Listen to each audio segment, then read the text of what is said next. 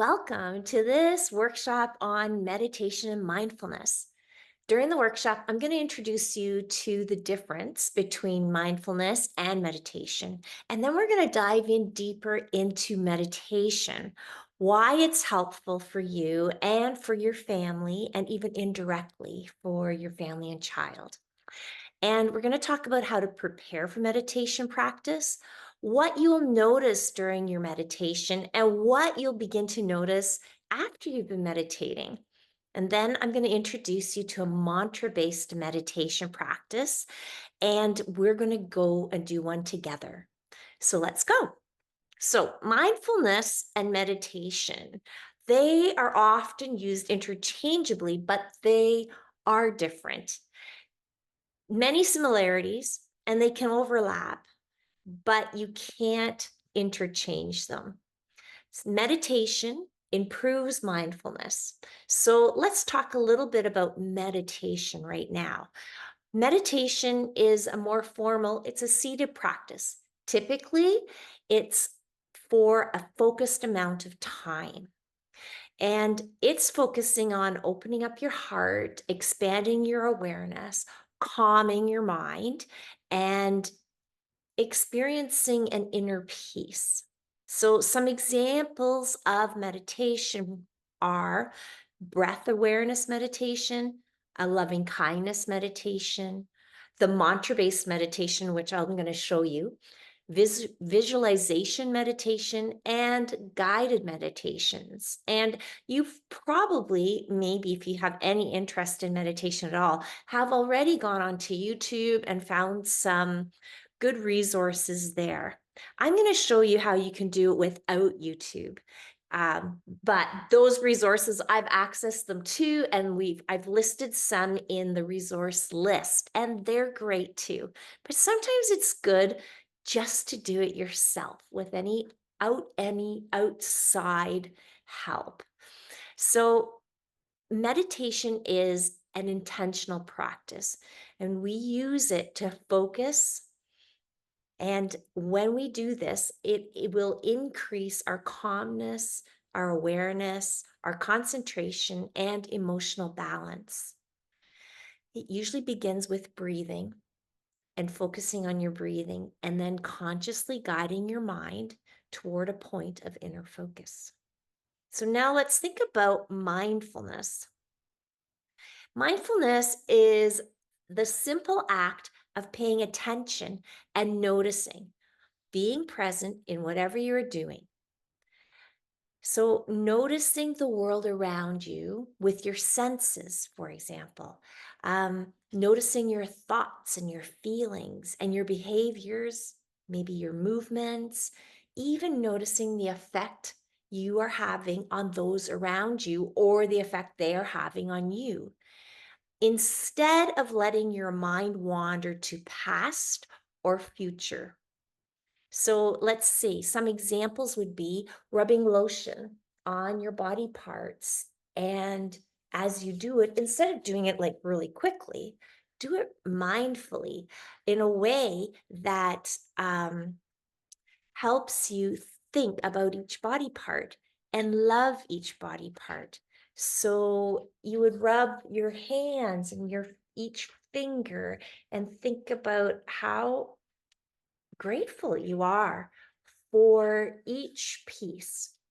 My mother in law wakes up in the morning and she is thankful and focuses on each of her organs, for example, like my heart, my heart. Thank you for all that you do for me and for my this day and having another day. Thank you, stomach, for digestion and for um, helping break down all those nutrients, and my intestines for uh, taking those nutrients and sending them out into the body. So that would be a mindfulness practice. On a walk, perhaps, you would be noticing how the wind feels in your face, or the sound of the birds, or the beautiful colors of the flowers. You would be noticing your steps, how, the sound of your steps maybe on the pavement as opposed to the grass. And Even for me, I'll notice the sound of the steps of my dog Winnie. Another thing to you could do for mindfulness is to notice and pay attention to your breathing. And then breathing in and breathing out. Maybe going I like to go into my little forest in the backyard and maybe step on a log and just breathe in and breathe out and just notice the breath going into my body and coming back out. So, as you can see, mindfulness practice can happen anytime, really, anywhere, with anyone by just being fully engaged in the here and the now. You could choose a daily activity that you do, anyways, and practice mindfulness. So perhaps it is when you are brushing your teeth and you notice the taste of the toothpaste that you've chosen to use, or how it feels on your teeth and on your tongue and on your gums to rub the toothbrush across. Um, so you can see how you can practice that mindfulness in an activity, even just for a moment, to help you focus in. And you'll find that if you practice this in these activities that you've done 1,000 times over, that you will start to notice new things and become more aware about your space. And as you do that, you really live into and embody more deeply your life. So this is really cool. Now important to note, mindfulness can be practiced formally too, and we practice that mindfulness in meditation. So this will support your ability to be more present and mindful and focused in your everyday life. So when you meditate, we are practicing mindfulness and it will help your mindfulness in everyday life. So, I wanted to share with you my story about meditation and why I just feel so strongly about it. My first introduction to meditation was through my yoga practice with Boho Beautiful, and also with Emily Fletcher's course at Mind Valley. So in February 2020, I began with a Boho Beautiful retreat, which combined morning yoga and evening yoga and meditation practices with journaling. And it was lovely. In May of that same year, a dear friend invited me to join a group doing a Chopra 21-day abundance meditation challenge, which included reflective questions. Now, this happened to also be a time when my father received a palliative care diagnosis. And my mother and sister and I did all the meditations. Usually, my mom and I would take about 20 minutes each morning after my father had eaten to sit on their deck and just meditate. And I really believe that this helped us all be calmer and more present with my father. Here, I'm getting a little tearful, and each other during this very, very difficult time. And also to be grateful for the time we had. It lessened the it lessened my grieving and strengthened my hope. So that affected me so much that it made me want to dive deeper into the hows and whys of meditation. So I took an enrichment course and then I went on to get my instructor certification. And I have this really strong desire to share this practice with others after feeling all the benefits in it for myself. So I wonder about your story.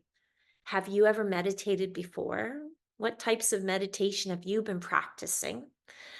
And have you noticed any benefits if you are practicing? Um, I also wonder, why are you interested? What new knowledge do you hope to take away with you?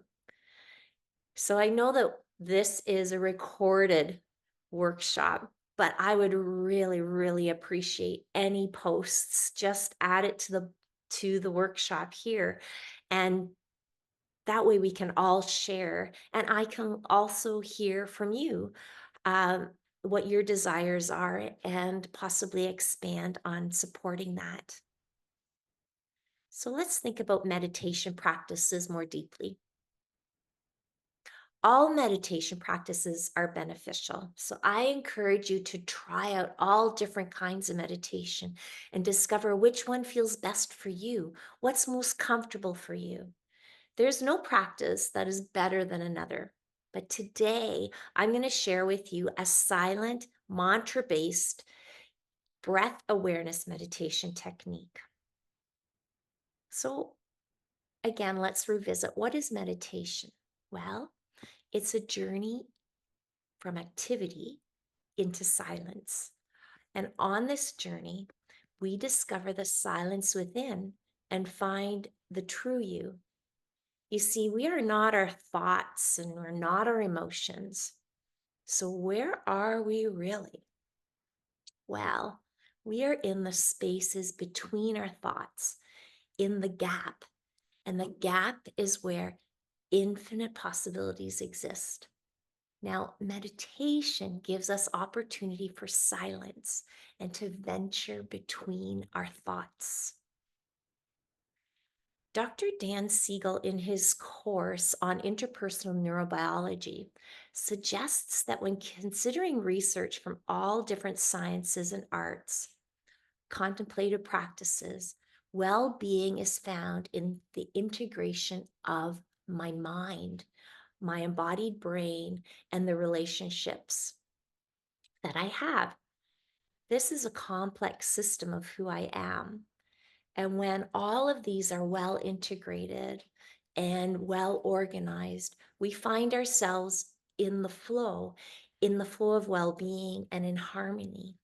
But when they are not optimally organized, we found our system moves between feeling chaotic and feeling rigid. So I just want you to consider this for a moment. Consider a river. At one side is chaos and the other is rigidity. Dr. Siegel suggests that all mental health concerns and all diagnoses found in the DSMs are due to either a feeling of chaos or rigidity, due to integration or disintegration, of the mind and the embodied brain, which is really all the different parts of you, and relationships. When we're able to integrate these parts of us, well being is the result. And when we can't, then we suffer. So when we meditate, our mind and our body become harmonized and balanced. And these effects are cumulative. And the cool thing is, the results are immediate. So in the West, meditation is often considered a way to manage or navigate our stress levels. And that's also what brought me to meditation too. Let's think about that. Meditation is an antidote to stress. Now, we've talked about stress a lot this month. What types of stress do you encounter in your daily lives? Well, we all have daily lives that might activate our fight or flight response or freeze responses. So, at the Chopra Center, we define stress as how we respond to not having our needs met. So, anytime we're feeling stress around a particular person or experience or a set of circumstances, on some level, there is a need that we have that hasn't been met. So, stress activates within us a fight, flight, or freeze response. These are primitive survival responses. They're not learned, they're hardwired into our DNA. Whenever we experience something like this, what we do is we perceive that a threat to our existence is happening, or to our ego boundary maybe, and it generates some discomfort with it in us, and that discomfort we refer to as stress. So, what are the physiological effects of stress? Well, the first things that we notice when we feel stressed is maybe we're feeling a bit sweaty or anxious. Maybe our stomach tightens or our breath starts to increase rapidly. We get tension in our shoulders and our neck, and maybe our body feels really constricted. It always starts with some sort of symptoms or sensations, and sometimes we don't initially notice them, or maybe we don't interpret them as life threatening. But our physiology is always responding, and we begin to release stress hormones into our bloodstream. And those are things like glycogens and cortisol and adrenaline. And anti aging hormones are decreased. So, this causes our heart rate to increase and to circulate blood more rapidly throughout our body. So, it increases our blood pressure. Our blood platelets begin to thicken and coagulate because our body is preparing itself for injury. And the thicker the blood becomes, the harder the heart has to work and push blood through our body more rapidly. Our respiration and our perspiration increase, and the end result, if we just let it keep going, is stroke, heart attack. Stress is actually considered the number one killer in the US. Sorry to be a bearer of bad news, but it is. And that's one of the reasons we have to really, really deal with this. So, throughout our day, when we move into the stress response, that's what's happening inside our body. And repetitive stressful encounters, hour after hour, day after day, and year after year, it's not surprising that over time our body starts to respond differently by showing up with various symptoms. So, we begin now to look at our lifestyles and we ask ourselves, why am I living this life and this way? And is it really serving me? Hmm. Perhaps we're just not paying attention. And if we don't, and we just keep going and going, more and more stress response, we end up with a disease. And our adult like conditions that come on in our adult life leads our body to break down. And sadly, it's the same for our children. So, what does meditation do about that? Well, meditation creates a restful awareness and it reverses the fight, flight, or freeze response. Actually, that restful awareness through meditation helps our heart rate and our blood pressure begin to normalize, and our stress hormones stop being secreted. Our breathing becomes more normalized, and our pupils return to normal size. So, our internal functioning starts to return to homeostasis. There is more balance within. So, meditation is actually the antidote to stress. It's not a tool to keep stressful situations out of our lives, though, right? They always will keep showing up, but it helps you to navigate through the stressful situations. It allows you a little more time to respond to stress rather than to react. And that's really important.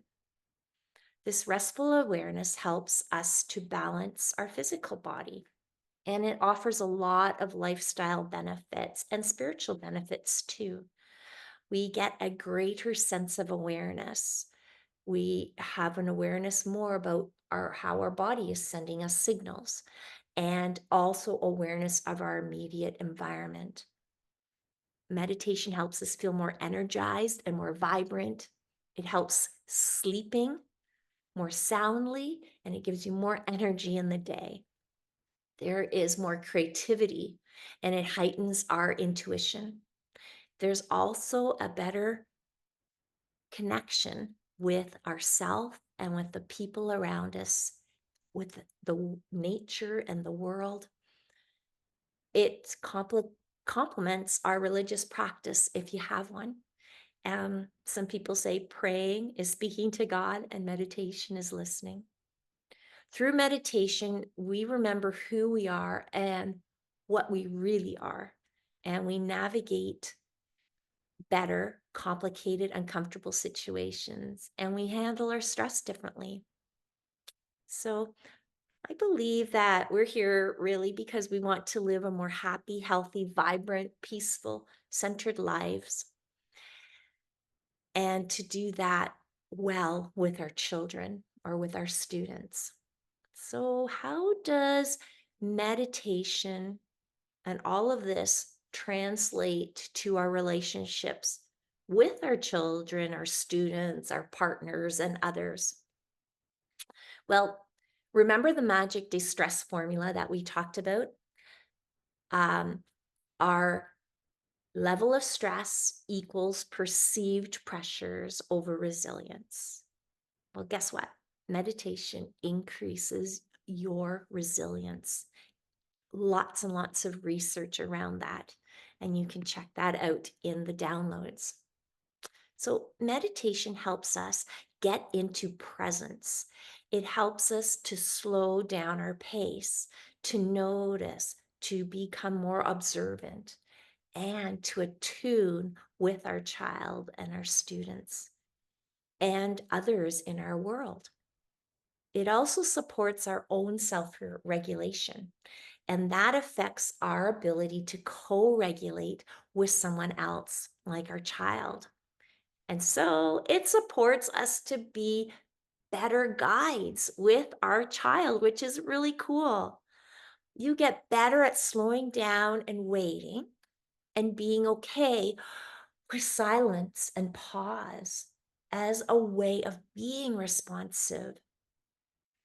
It also increases, like I said, your ability to attune. You see, attunement isn't just a skill for your child to improve, it actually starts with you. And a meditation practice helps you be mindful about this in your daily life. So, we want to also, I also want to recognize that, remember, it helps you calm. So it helps you self regulate. It helps you calm when you're triggered by your child's behaviors or other challenging moments in life. It helps you, it keeps you or helps you get to back to your thinking brain more quickly. It doesn't take the hard times away, right? Meditation doesn't do that, but it helps you to not allow the hard times to consume your focus. And I believe that's really important to feel more balanced and have a sense of well being. Meditation expands your ability to keep a space between a stimulus and your reaction.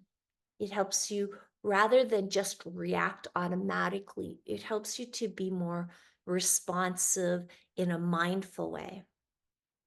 So, both mindfulness and meditation help us set aside our predictions. S- And then, so let me explain that. Our brain is a predicting machine. It creates responses based more on past experiences that we have memories of than on the present moment. Yep, it predicts, and you respond based more on your predictions than what's going on in the present. That's pretty crazy realization. So, mindfulness helps us let our, it helps, let's say, update our brain, right? We practice our mindfulness and daily and in meditation. And that allows us to update our brain. This is based on research by Lisa and Barrett. So you can look at her book, How Emotions Are Made. It's outstanding and it's kind of mind blowing because we think that we are responding to the present here and now with our emotions, but actually, the present moment or whatever is happening triggers a remembering of a past experience. And we, our responses are very much more reactive and predictive. So, mindfulness helps us to slow down and notice what's going on and update and allow us to be more responsive rather than predictive and then reactive. So, this is all really cool stuff, but you won't really know how meaningful and helpful meditation and mindfulness are until you try it. So let's now explore how we can meditate. So I talked before about different kinds of meditations. And the one kind of meditation that we are going to be talking about today that I'm going to share with you and then we'll do together is a silent mantra based meditation. It includes breath awareness. And I learned this through Chopra. Actually, I learned to teach the primordial sound meditation using a personalized mantra that is based on the date, time, and location of your birth. This mantra that we were given, this sound mantra, has no meaning. Rather, its vibrational frequency is used to repeat during your meditation to help silence your mind. Today, we're also going to use a mantra with no meaning. We use a mantra that has no meaning as a tool to transcend the activity in our mind that we know of as thoughts. So mantra means man means mind and tra is vehicle for transport. So put it together and a mantra is a mind vehicle to go beyond our thoughts. So today, the mind vehicle or mantra that we're going to be using is Soham. It's a very old mantra. It doesn't carry a lot of meaning with it beyond I am. And the idea is that as you go into your meditation practice, you begin by following your breath silently. And then you start thinking so as you breathe in. And you think hum as you breathe out. And you do that silently just in your mind. So, this mantra, in conjunction with following your breath in and out, is used as a vehicle to transcend your thoughts. At some point, the mantra, the breath, and the thoughts will all cancel each other out, and you will experience a state of consciousness. This is the stillness and silence we achieve during meditation practice. So let's think about setting up our practice. The first thing is that you want to sit comfortably, perhaps in a chair, both feet on the floor, or you could sit on a pillow or cushion for, and even have a cushion for your feet. Um, you could put a pillow behind your lumbar back for extra support. The main thing is to listen to your body's needs and try and get comfortable. It's okay to shift around during your meditation and just make yourself even more comfortable. If something's bothering you, you do not have to just like fight through it. It's about being comfortable and listening to your body's needs. Now, it's best not to lie down because your body associates lying down with falling asleep. Now, if you do fall asleep, it's okay. You probably needed the rest and you can try again another time. So during your mantra meditation or any meditation, we try to keep our eyes closed so that we keep our attention from being drawn elsewhere in our visual field. But if that's hard, it's okay. You can open your eyes for a second, get your bearings, and then try to close them again and resume your meditation. The other thing to think about is music or no music. So, for a silent mantra meditation based practice, we don't use any music, it's silent. On some level, if we have music, it will keep your brain at a level of activity. And we are trying to use a mantra to take our awareness inward. And music tends to take our awareness back out into activity. Sometimes it triggers a memory and things like that. So for this one, no music. Some people wonder about incense. And yes, like a light sandalwood incense can be really nice. It activates the olivary sensation. And each time you burn that incense, if you keep it the same during meditation, your body and your mind will start to associate that particular scent with your physiology calming down and settling in. So if you have incense and you like to burn it, or a candle and it has a nice scent that you really enjoy and that is calming to you, feel free to use that. The best time to meditate, they say, is between 5 and 7 a.m. or 5 and 7 p.m.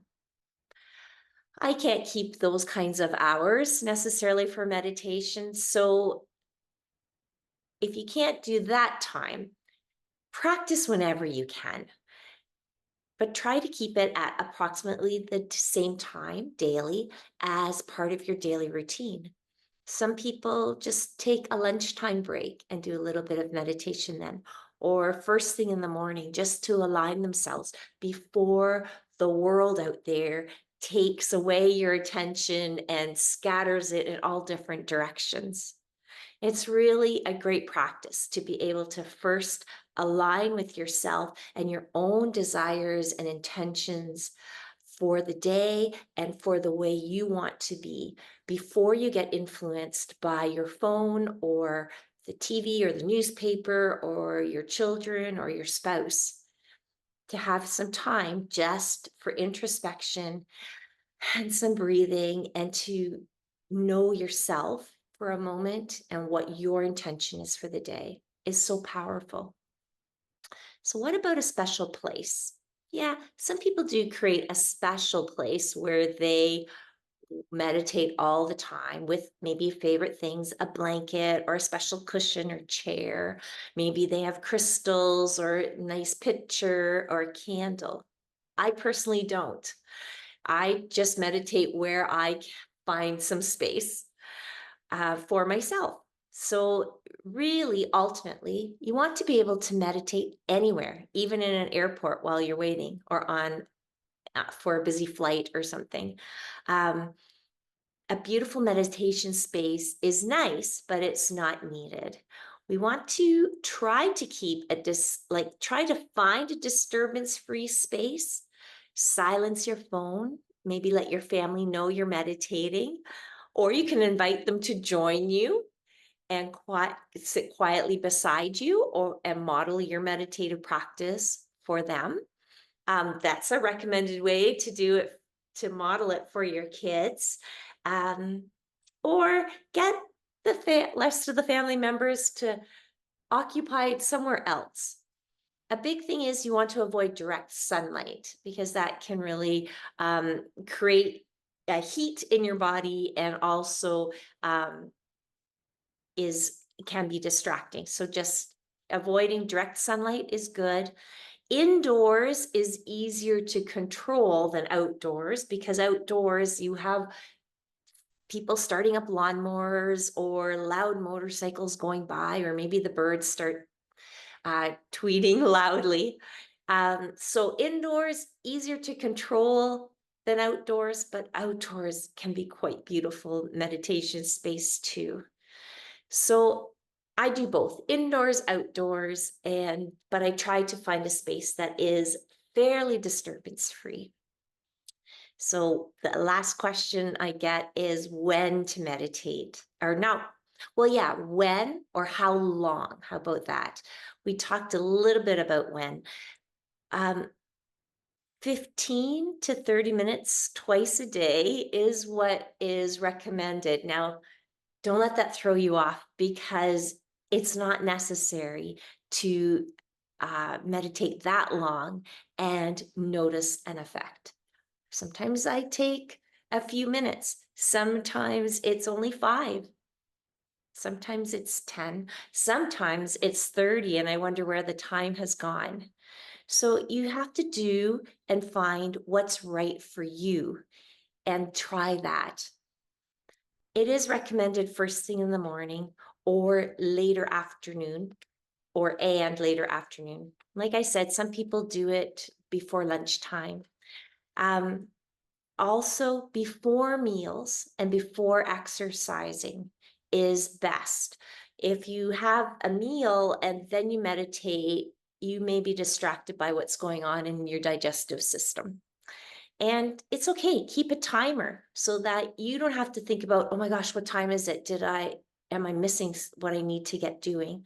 Just put a timer on your phone or somewhere, your oven clock some works too, and put it on for however long you're able to take to do that meditation. So, and when you start, you want to allow your body a little bit of time to settle down and before you meditate, and also to settle down again when you come out of meditation. So, before we get into trying it ourselves, I do want to talk about what experiences you might have during meditation. And this is important because um, I don't want you to think that you're doing it wrong, because really any kind of meditation isn't wrong. Trying silencing your brain the best you can is awesome in this moment. It will be different in another moment. But there are 4 things that you might experience in general. Thoughts. You will experience thoughts, likely for sure. They're a natural part of our meditation practice. No, we cannot stop thoughts from coming. They just come and they just keep coming. The only thing we could do is recognize that we're having these thoughts and just go back to your mantra. You notice, no judgment on you. The thoughts are coming. That's what our brain does. It thinks. No judgment. Just realign with your breath, thinking about your breath in and out, and add that so hum or whatever mantra you decide. Realign. It's all part of the meditation process. The other thing that might happen is that you just experience repeating the mantra over and over again, and noticing your breath in and out. And that's okay, and that's awesome. The other thing you might experience, and I know I've had this happen too, is I fall asleep. You might just fall asleep and just know, no judgment, that's okay. You probably needed some rest. The other thing that might happen, and that hopefully will happen eventually, is slipping into the gap. Now, what is the gap? Well, that's the space between the thoughts. You might experience total and complete silence. The crazy thing is, you don't really even know that it has happened until you come out of the experience. Because while you're in the experience, you're not noticing it. It's kind of a transcendent consciousness that we connect with in that time. And that gap has the qualities of peace and balance and creativity. It's a way of responding to stress in our daily lives, is by getting into that gap. So, a couple of little things. Remember, shift to be comfortable throughout your meditation. That's okay. Know that some days are easier to meditate than others. Some are going to be harder. Know that these sensations, the thoughts and the physical feelings and the emotions that are coming up in the body are the body's way of releasing stress. And as your mind settles into meditation, so does your body. So as your body settles down, it's going to start experiencing a deep level of rest, and it is restoring balance and releasing stress, which activates the mind. It gets the thoughts rolling again. And then you go, oh, yeah, I'm thinking again. Maybe I've been thinking for a long time. Maybe it's just one thought, but you notice and you go back to your mantra and say it again, and think about your breathing a little bit and say your mantra again as you breathe in and out.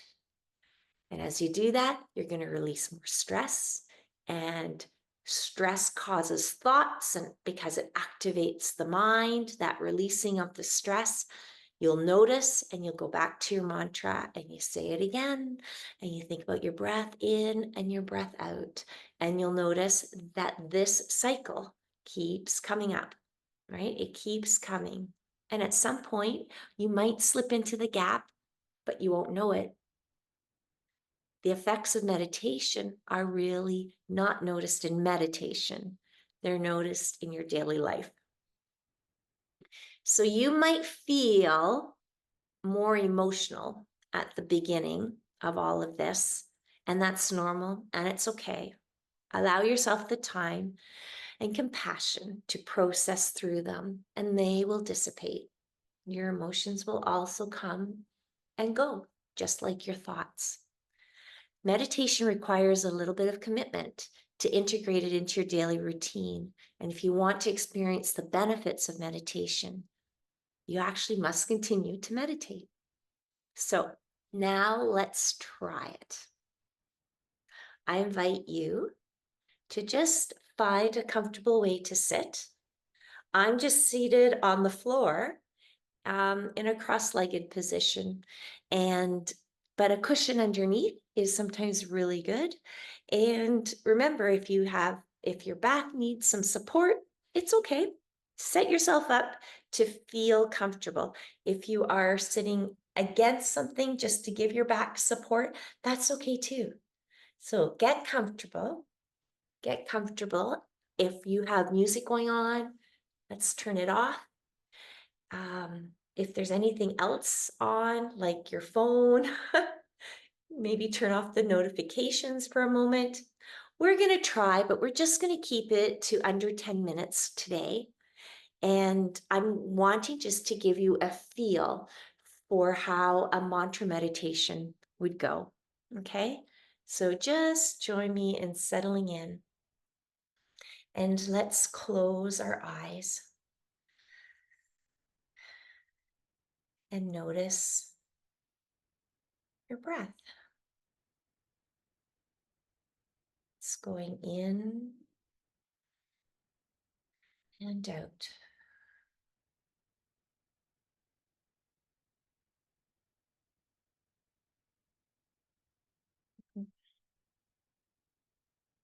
Let's listen, notice our heartbeat.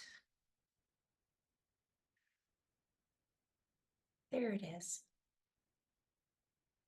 It's always beating, always there for us.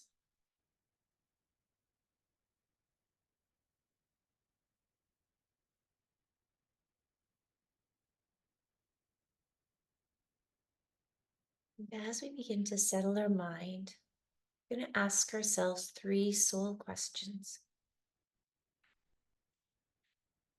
Let's not expect an answer right now. Any answer is fine. If an answer does come, if a thought does come, that's great. But we don't need to have an answer. We just ask ourselves, who am I?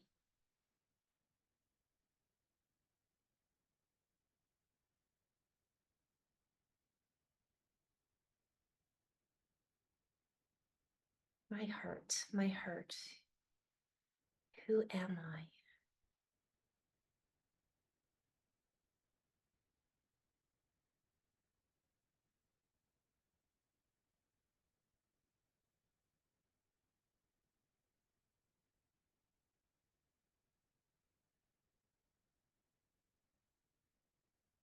What do I want?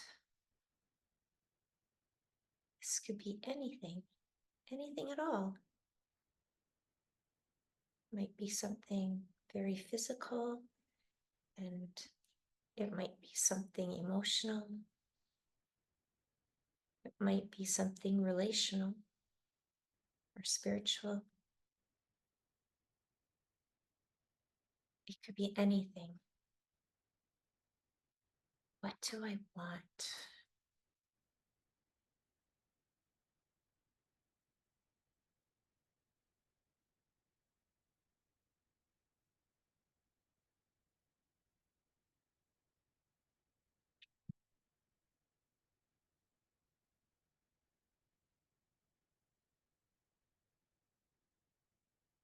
What is my purpose? What is my purpose? Could be my purpose today, my intention today, or a bigger purpose. Anything, anything. What is my purpose?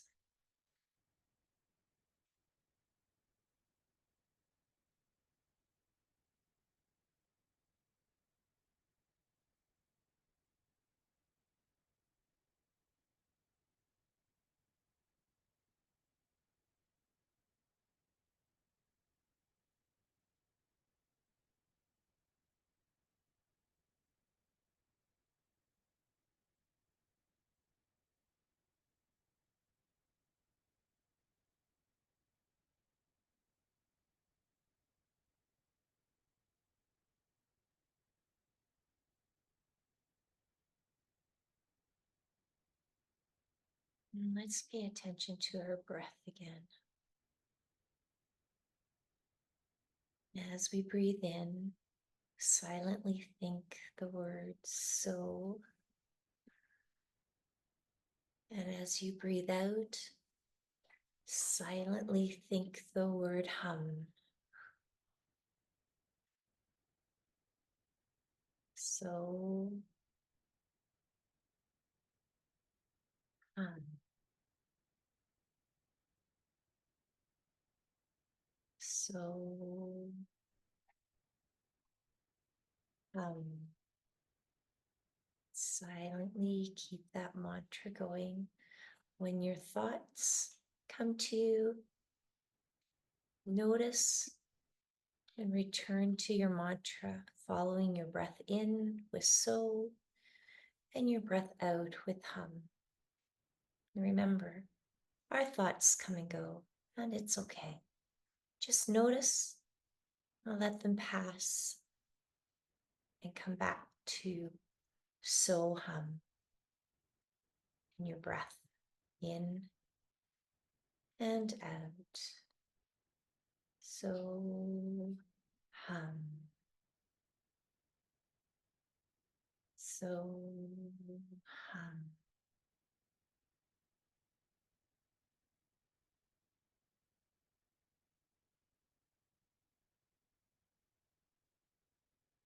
I'll mind the time.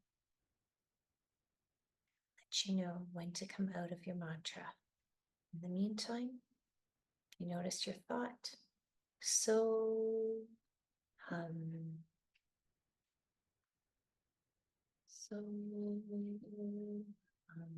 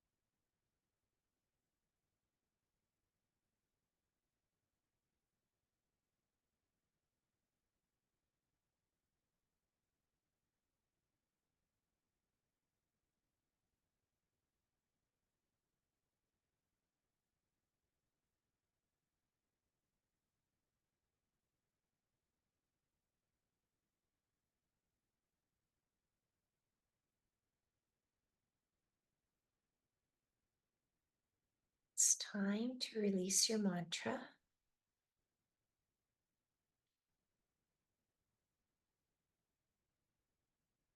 Return to your breath.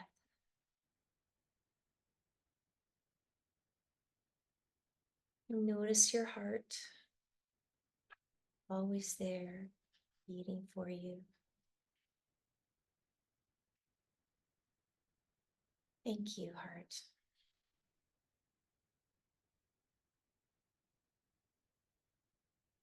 Slowly begin to move a little bit. Feel your body. Your body is there. It's here for you. Breathe and move. And when you're ready, you can open your eyes.